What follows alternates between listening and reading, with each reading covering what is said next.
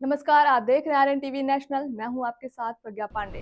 उत्तर प्रदेश की आर्थिक तस्वीर अब ग्लोबल लेवल पर बदलने वाली है। सीएम योगी आदित्यनाथ के 4 दिवसीय विदेश दौरे ने निवेश, टेक्नोलॉजी और साझेदारी का नया अवसर खोला है और इसके प्रभाव आने वाले वर्षों तक महसूस किए जा सकते। जानते हैं इस दौरे में क्या खास रहा। उत्तर प्रदेश के मुख्यमंत्री ने सिंगापुर और जापान में व्यापक निवेश बातचीत की। इस दौरान कुल 1.5 लाख करोड़ के एमओयू पर हस्ताक्षर हुए। 2.5 लाख करोड़ के निवेश प्रस्ताव मिले। अनुमान है इससे लगभग 5 लाख नए रोजगार के अवसर बन सकते हैं। ये निवेश प्रस्ताव उत्तर प्रदेश को $1 ट्रिलियन की अर्थव्यवस्था बनाने की दिशा में महत्वपूर्ण कदम आगे बढ़ाने में मदद करेंगे, जिसका लक्ष्य 2029-30 तक हासिल करना है। सीएम योगी ने निवेशकों और उद्योगपतियों को यह संदेश दिया कि सुरक्षा, बाजार क्षमता, युवा शक्ति और इंफ्रास्ट्रक्चर की वजह से उत्तर प्रदेश ड्रीम डेस्टिनेशन है। समझते हैं दोनों देशों के बीच निवेश और सहयोग की प्रमुख बातें क्या हैं।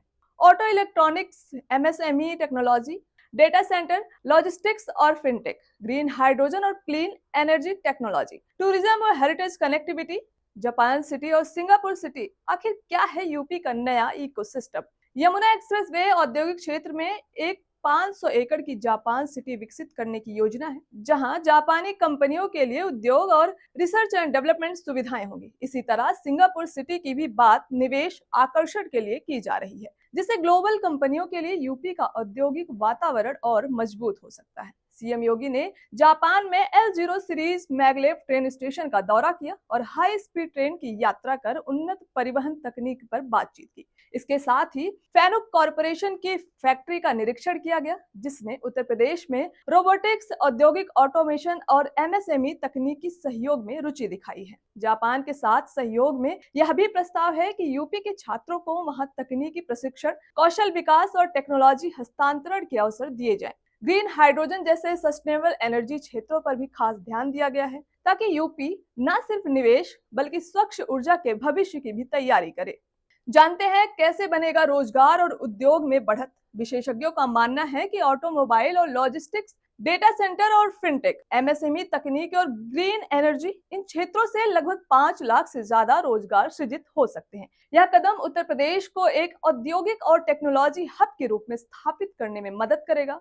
इस दौरे का राजनीतिक और आर्थिक संदेश क्या रहा, आपको बता दें, इस दौरे ने दुनिया के सामने यह साबित किया है कि उत्तर प्रदेश वैश्विक निवेश का केंद्र बनने की क्षमता रखता है। प्रदेश की पारदर्शी नीतियां और सुधार निवेशकों को आकर्षित कर रहे हैं। यूपी की इमेज अब राष्ट्रव्यापी और अंतर्राष्ट्रीय मंचों पर सकारात्मक है। क्या आप जानते हैं कि जापान और भारत के संबंध सिर्फ आज के निवेश तक सीमित नहीं है, बल्कि सदियों पुराने सांस्कृतिक और औद्योगिक संबंधों ने सहयोग की नींव रखी है। बौद्ध धर्म और सांस्कृतिक आदान प्रदान के कारण भारत और जापान का रिश्ता प्राचीन काल से रहा है। 1918 में भारत और जापान के बीच पहले औद्योगिक और व्यापारिक रिश्ते विकसित हुए।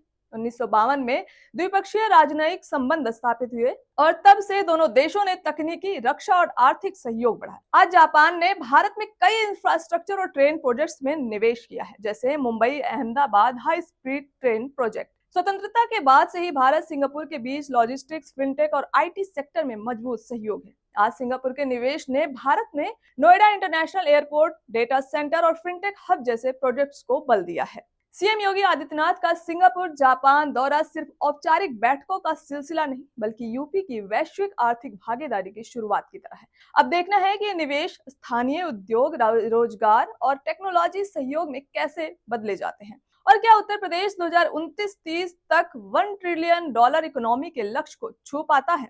फिलहाल के लिए इतना ही। खबरों के अपडेट्स के लिए जुड़े रहें आरएन टीवी नेशनल के साथ।